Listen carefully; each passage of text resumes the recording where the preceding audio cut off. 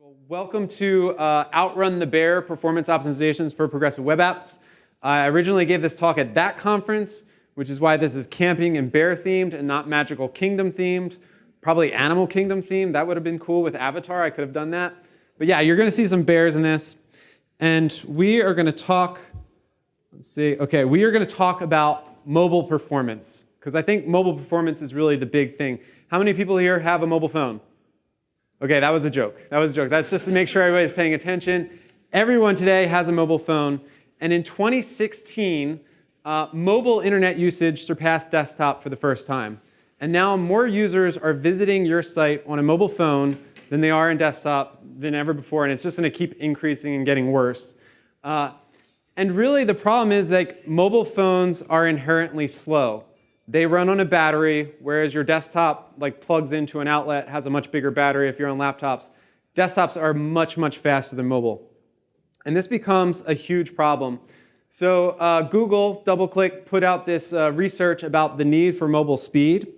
And in their research, they found that 53% of users abandon a site that takes longer than 3 seconds to load. More than half of people abandon a site that takes longer than 3 seconds to load. And this happens all the time when you're riding on the train or you're riding on the monorail to Animal Kingdom or Magic Kingdom, and you pull up a website and it's like, what's happening? Is the Wi-Fi down? Is the 3G down? No, that's just the site taking a really long time to load, and you just go do something else. Another part of this research says that pages that are 1 second faster experience 27% increase in conversion rate. That means the faster you make your site, the more money your site's going to make. If you sell things, you're going to sell more if your site's faster. And so this is a great thing to say to your product owners is like, hey, the faster we make our site, the more time we spend on that, the more money we're going to make. Very important. Lastly, speed is a landing page factor for Google search and ads. So Google now is taking into account how fast your site loads on mobile to rank your page on their search results. Another great reason to have really, really fast sites. So I would argue that performance is your #1 feature. This is my daughter playing with some $100 bills that she grabbed from the table. This was totally not staged, but I figured I'd take a picture of it before I took the money away. But there's more than that, right? Like, speed is very important to me. And that's because I'm a web developer, and I spent a lot of time at Comcast with the team building this site. So this is the Xfinity Xfi site, which allows our customers to control their gateway router and internet. So you can see all the users who are on your network. You can pause devices. You can set bedtime modes. It's really awesome. And this is a progressive web app, right? It's a responsive site that users can go to on their mobile phone. And it looks like a native app. It's amazing. It is amazing. It weighs in at less than 1 megabyte. Great stuff. But I work at a large company called Comcast. And whenever you work at a large company, for some reason, everybody's like, well, we need to build a native app too. And I'm like, what? Why do we need native apps? I mean, the web does everything. The web is amazing. I'm a web developer. The web rules. And like, this is the thing where we build these native apps, and it's like, these things are huge. It's like 85 megabytes for the Android version. I think the iOS version is even bigger than that. And I really struggled with this question for a while of like, why are we building these native apps?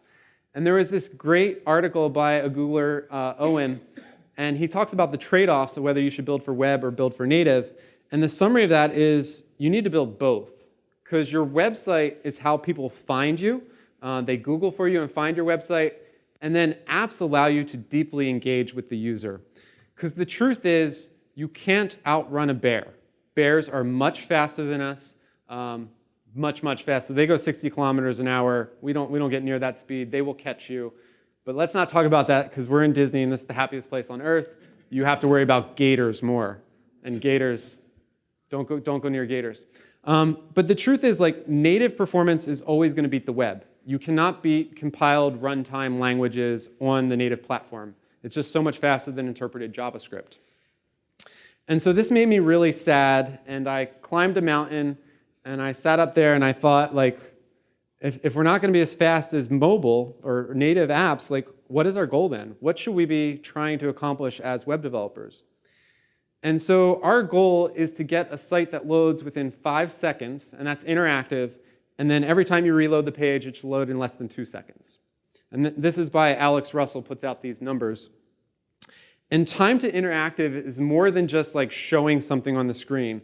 So a lot of times you do server-side rendering to get something on there very quickly, but that's still a poor experience for your users. Your users need to be able to see it and actually do something with it. So a lot of times, like, you could send down the HTML and CSS to paint something, and then the JavaScript lazy loads. And so this is showing like your JavaScript's lazy loads and they can't interact with it. That's a poor experience. So really, you want to be interactive as quickly as possible. And in order to hit that target of 5 seconds, you get a budget of 130 to 170 kilobytes. That's your total payload that you're allowed to send down for the initial bundle to get 5 seconds. And that is really hard. But there's more than just being fast and getting interactive, right? We want to feel like native apps. And that's really what progressive web apps offer us. So this is like a native app and like a progressive web app, and they're getting closer together. They're not one yet, but they're getting closer together. They're getting comfy. And so airhorner.com, which everybody has downloaded, is a progressive web app. The cool part about it is you can add it to your home screen, and you can launch it as if it was a native app. And it's still a website, but it can launch with a splash screen. Yes, yes. Works completely offline. It goes full screen. There's no URL anymore. And there's some great stuff that offers us. And the big one is service workers. There's going to be a talk later today, I think it's at 5:20, about Intro to Progressive Web Apps, which I assume will go into many more details about this. We're not going to go into all these details. But that's really what a progressive web app is. And the big thing that allows you to do that is service workers. And service workers are another layer of caching. I don't know who thought that would be a good idea to have more caching, because we all know as computer people that caching is like one of the hardest problems that we have to solve. So now we have caching on top of caching. But service workers intercept all network requests and allow you to use JavaScript to manipulate them and to do all kinds of cool magic. But the big benefit that they offer is, like, when you repeat the view, you can actually load all your files from cache and skip the network. And you can load your site very, very quickly that way. And this gives us the ability to load our site in less than 2 seconds, once the cache is already there. So for the rest of the talk, I really want to focus on how do we get interactive in less than 5 seconds. And I do want to tell you, it's really, really hard. Even that sprinter can't outrun a bear. OK, the first thing that you have to do is you have to know where you're currently at. And that requires measuring performance. Because there's this saying that if you can't measure it, you can't improve it. It's always good to like quote famous quotes of some sort. And the way you measure things on the web is use the user timing API. And we have a cool library called SurfandPerf that's open source from Comcast. My coworker wrote it, John Riviello. He is a surfer, so he is actually allowed to use the surf icon. I am not a surfer, so I'm like an imposer or opposer of surfing. I don't do surfing. Anyway, so when you go into your Chrome DevTools and you go to the Performance tab and you click a recording, you get this cool stuff, right? Like all this colors and things that are happening in the browser. We're going to talk about them a little bit. One of the important things that happens in there is this user timing section. So these are all user timings that we have in our application, which we are putting marks in our code that tell us exactly when the user started navigating to our site and exactly when the app is ready. And that's 3.76 seconds. And then we can send that to our logging infrastructure so we know exactly how long it's taking for our real users to load our site and to hit certain key metrics that we have. So throw a lot of logging into your site, put it out in the world, and track it. The other thing you want to do is when you are tracking things, make sure you're tracking things accurately. So here's our timeline bar showing what the site looks like. And our splash dismiss, that's really hard to say. And I think I did a really good job saying it there, is about 3.1 seconds in the timeline, but we were logging it as 2.5 seconds. And the reason for that is a lot of times you write the JavaScript and you're like, OK, splash is dismissed, and then you log it right away. And JavaScript is single-threaded, so it will execute your JavaScript, it will change the class, and then it's got to finish executing all that JavaScript before it actually re-renders. So what you want to do is you want to say, change the class, and then on the next animation frame, after the browser has time to compute it, that's when you mark that it was actually dismissed. That will give you much more accurate timings.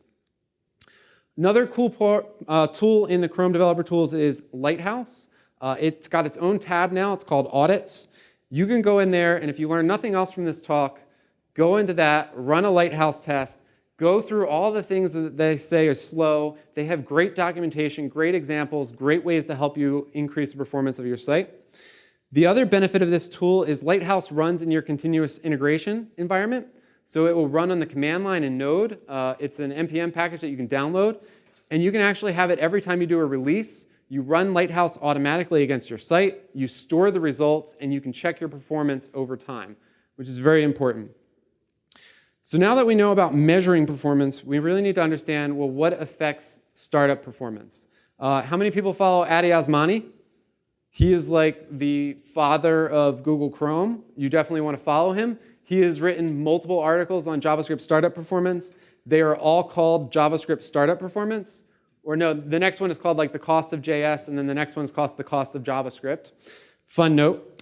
Summarizing all of the stuff that he has wrote, he says less code equals less parse compile, less to transfer, less to decompress. JavaScript is very, very expensive to parse. So he is showing on CNN.com, when you load up CNN.com on your mobile phone, the iPhone 8 takes about 4 seconds to process the JavaScript on there. Compare that to an average phone, which is the Moto G4. That takes about 13 seconds. Much more expensive. And most of your users do not have the latest and greatest iPhone. They are usually like a generation or two behind. Even the iPhone 6, I think, is taking about 12 seconds to parse the JavaScript. And that is greater than 5, last time I checked my math.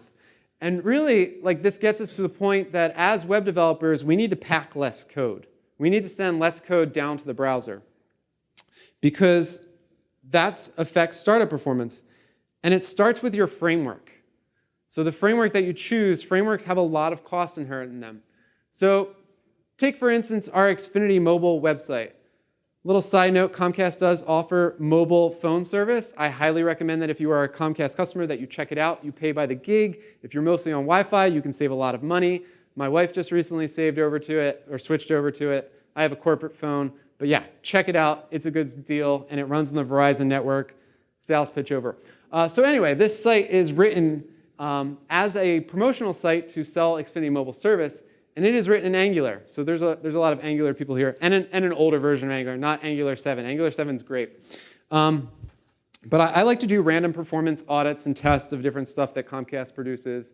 And so I ran a performance test on there.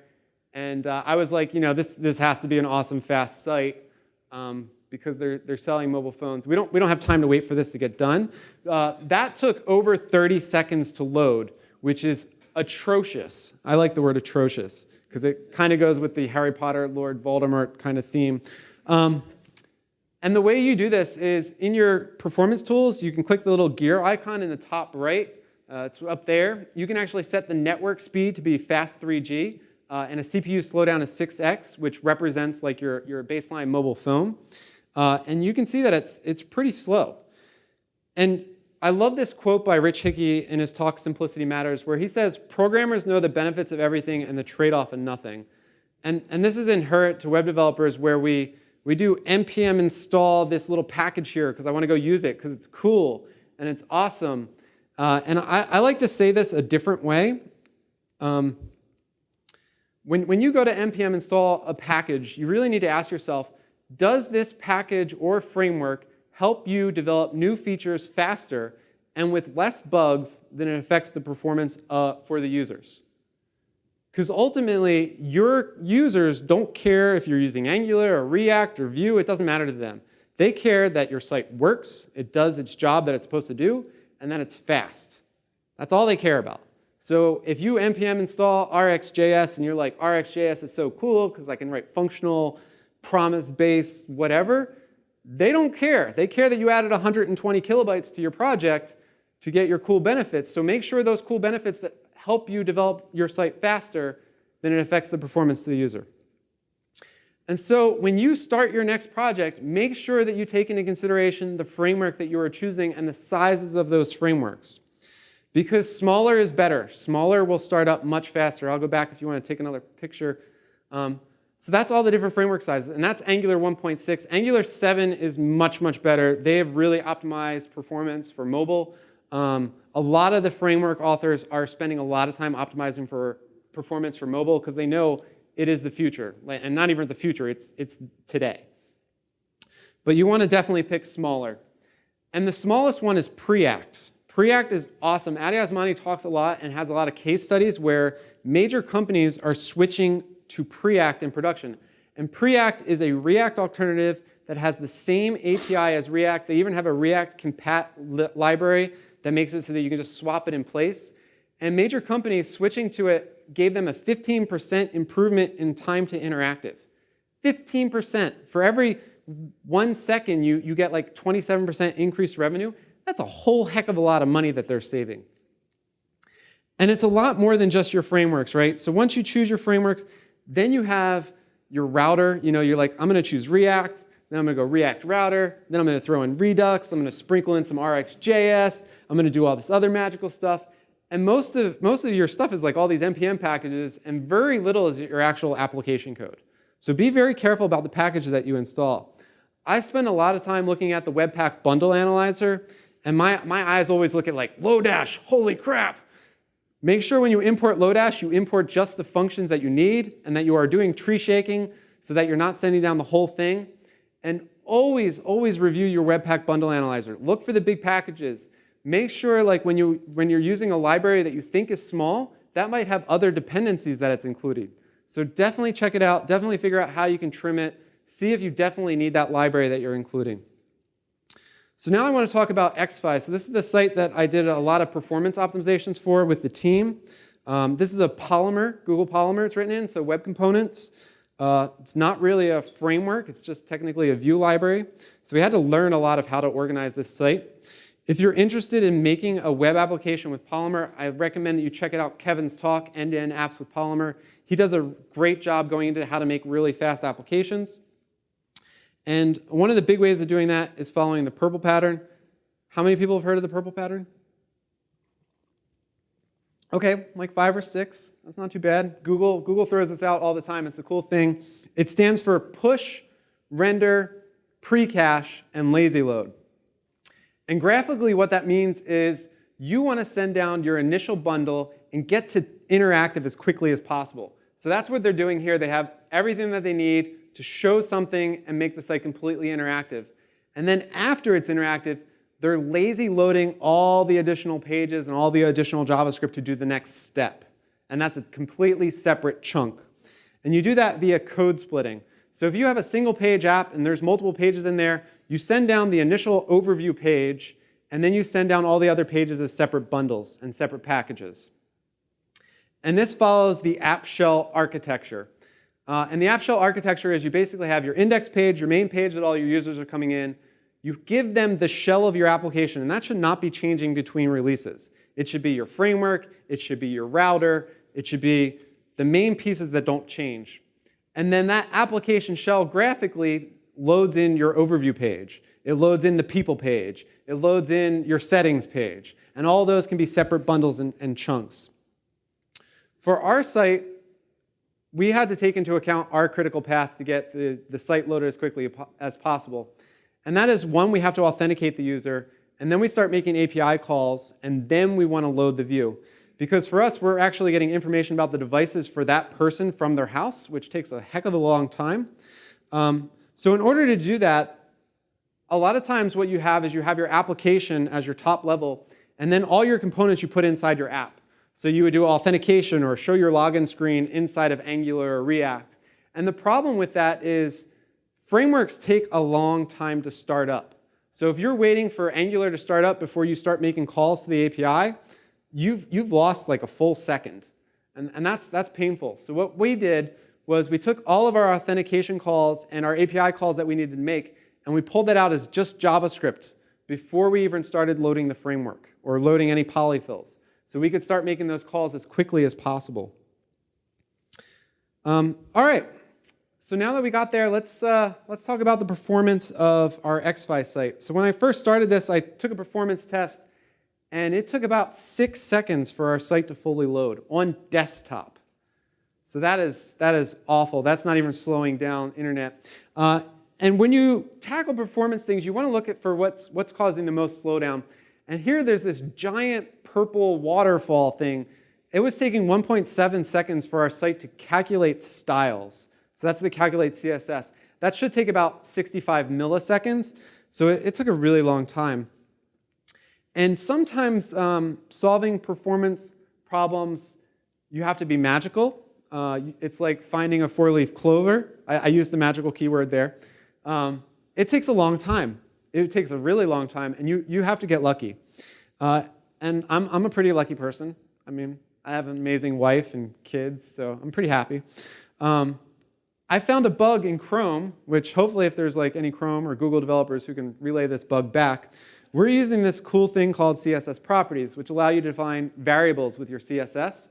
So you can say, hey, main background color is brown, and then you can use that variable later in your code by specifying the variable. And Polymer, by default, puts all these CSS properties on HTML and root. And I added one custom property to the body tag. It had no effect. Like, we weren't actually using it, but I added one property, and it cut our rendering from 500 milliseconds down to 64 milliseconds. I'm like, OK, cool. That's a thing. That's a thing. Sometimes the browser doesn't do what you think it should be doing or is not fully optimized, and you have to add hacks. I'm just saying.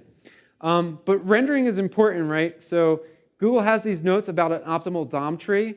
It has less than 1,500 nodes on the screen. It has a maximum depth of 32 nodes. And no parent should have more than 60 children. I have 2 children. I'm done. I don't want any more children. But depth of child nodes is very important. I will tweet out these slides, and they have all links in there, so you can use them as a reference. You can follow me on Twitter. I'm at ChiefCLL. That will be at the end. But yeah, you can get all this notes. So what that means for child nodes, this is a people profile page. So it is a sub-page. And normally what you would do, thinking as a human, you would put that as a child of the SI people page. So you go to the people page first, and then you click on a profile page, which is a sub-child page. And you want to do this in your HTML. But you don't want to do that. You want to have everything that can be a full page be at the top level. You have your router code, and then anything that can be a full screen, you just put right at that top level. So you can have 60 different pages on there, all at the router. Don't nest them. Don't nest them. If it's a full screen, do not nest it, because that way the browser doesn't have to spend the time to calculate the styles all the way up the DOM tree. So it's much faster to render. Next, we want to look at API calls. So for us, again, we have all this downtime where we're not doing anything. And our API takes about 3 seconds before we get all the information back before we can start rendering. And the first thing that you want to optimize is you want to make sure that you're making that initial API call as quickly as possible. So we were actually getting our index page loaded, and then there was like other things happening before we started making this call. Try to figure out how to get that API call up as high in your HTML markup as you can. And our API is on a different domain than our HTML and CSS. So we do a DNS prefetch so that it knows the browser automatically looks up the DNS before it actually makes the API request. So it saves a lot of time. The other cool thing that I learned during this was JavaScript is single-threaded. And so here we were actually making the initial API request, and this is the time it takes to connect to that server. This is it making the request and the response being returned. And then that long line here, which my slides are definitely cut off a little bit, maybe. That long line until the very end, that's about 400 milliseconds later. That's when the browser actually processed the request, like processed the response. And that's because the main thread was busy loading up all the JavaScript on our site. So we actually optimized it so that our first call only took about 40 milliseconds. The second one takes 1.5 seconds. So we make the first call. We wait until the second call gets started, and then we start loading additional JavaScript. So make sure you're optimizing the loading and the ordering of your JavaScript. Next, splash icons. How many people have a splash loader? Like everybody? No? Okay. Okay, most people. I still got everybody's attention. Splash indicator. So this was taking about a full second to load up, and you can see all this JavaScript happening before we actually displaying this. The trick is, do not put your splash loader as part of your framework. Don't make that an Angular or React. Make it a base style in your HTML page. So that way, the browser will download your index page, and it will render something immediately. So you can actually have your splash be part of the base HTML styles. And we got that down to loading in like 0.2 seconds. So it's almost instantaneous. And in order to do that, take all your script tags and defer them. Put them at the top of your page, in the head, no longer at the bottom. Put them at the top. Put the defer tag on them, and the browser will actually download them as soon as it sees them, and it will load them on a separate thread. So it actually optimizes the loading of your JavaScript. And the browser will process them in the same order that they're defined on the page. So the defer tag is something you definitely want to take advantage of. Next, you want to check out what's rendering on your page. We have lots of purple mountains, and the screenshot was showing it's just the splash the whole time. And what we were doing is we had our splash z-index over top of everything else. And everything underneath that, the browser was still spending the time calculating it, styling while loading the site. So if you have a splash screen up while it's loading, make sure everything underneath that is display none, so the browser doesn't have to spend any time calculating styles for things that the user is actually not seeing. And you also want to avoid recalculation of styles. Every time you add styles into your browser, the browser has to recalculate all the styles that are available on the page. Also, while you're loading up, if anywhere in your JavaScript you tell something to focus, it will cause a recalculation of styles. The great thing in the Chrome developer tools is you can click on the purple, and it will pull up where that recalculation of style was forced. And so here it was like in our app startup, and that was happening because we were calling focus. There's a great gist by Paul Irish, which goes into all the different things that forces a recalculation of style. And it's basically anytime you ask, what is the width or height of this thing, or where is it located on the page, the browser immediately has to stop what it's doing. It has to figure that out for you, and it has to calculate styles before it can do that. So don't call focus on startup of something. Here we were also calling focus. So this is our paper dialog. We had a lot of dialog components, modals that would start up. And inside of our third-party code, so one of the packages that we were using, whenever this was attached, it would actually call getComputedStyle, and that calculates width and height of where a component is. And it was doing this to calculate whether the text was going right to left or left to right.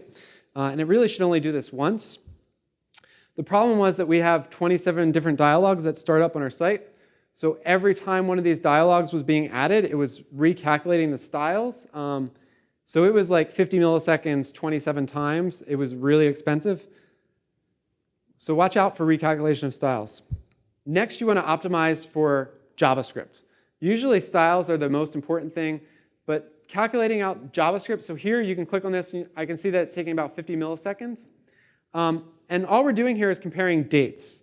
But the problem with this is we're using the Moment.js library. How many people use Moment.js? So there's DateFNS, which is a 2 kilobyte version of Moment.js, much smaller. And don't do what we were doing, which is we're using Moment just to calculate the diffs of 2 dates. It's like you can do that with just the new date operator, and that saves about 45 milliseconds. And that's over probably 100 items. So it's much, much faster not to use a library if you can avoid it. So with all these performance changes, we were able to optimize it. We got it from 6 seconds down to 2.3 seconds on desktop, which is much better. There was some further optimizations that were happening. We pushed out a lot of these changes to production. These are our user timing metrics that we were actually monitoring. So after the release, we actually dropped down from 21 seconds for real-world devices down to about 15 seconds, which is pretty great. So if you're still with me, my daughter's not. She fell asleep. I'd like to summarize by saying this. 37 Signals said this, has this great quote. Solving 80% of the original problem for 20% of the effort is a major win. The original problem is almost never so bad that it's worth 5 times the effort to solve it. And this is, if your product person comes to you and says, we want to add this new feature, and you're like, most of the users won't use this, and it's going to increase startup time by like 2 seconds, you really need to figure out whether you should push back and say, maybe that feature is not worth it. Because performance is more important than adding a small feature that only a small subset of your users are going to want to take advantage of. And performance is really hard. It requires a tremendous amount of discipline and monitoring and focus to keep working on it. I mean, it took me a long time to like figure out the performance issues that we were having and to actually work in fixes. But here's Pinterest during their article. They said it only takes one ill-chosen import to bloat your bundle and to really slow things down, and it's really hard to maintain. But in that same article, their one-year PWA retrospective, they actually, in 6 months since shipping, they have 800,000 weekly users using their PWA like a native app, which is really amazing. So that is 30 minutes and 33 seconds. Awesome timing. Thank you. I hope you enjoy the rest of your conference. The slides are available. They should be for the longer version, so I actually give an hour-long version of this, so it has a lot more information in it. Check out those slides. If you have any questions, feel free to ping me at ChiefSaleL on Twitter. Follow me. Come talk to me afterwards. I love talking about performance. Have a magical time here, and thank you all. Any questions? Oh. No questions. Cool. Get to the next talk. Did you guys use Workbox at all for our patching strategy? We did not use Workbox, so that will be like going into service workers for progressive web apps. The 5 o'clock talk should talk about Workbox.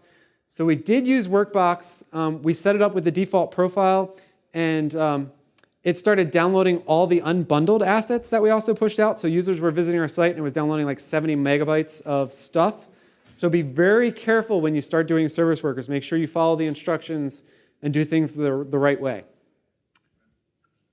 Yeah. All right, thank you again.